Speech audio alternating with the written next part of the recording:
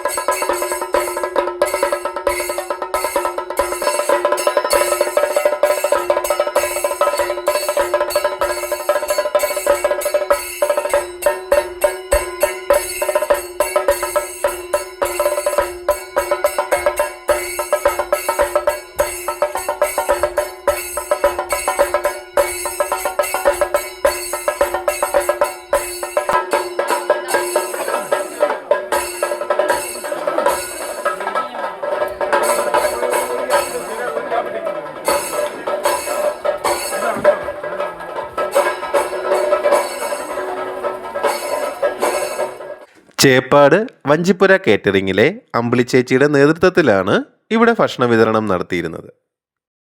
അതിരാവിലെ മുതൽ രാത്രി വൈകും വരെയും ഇവിടെ എത്തിച്ചേർന്ന എല്ലാവർക്കും ഭക്ഷണമുണ്ടായിരുന്നു.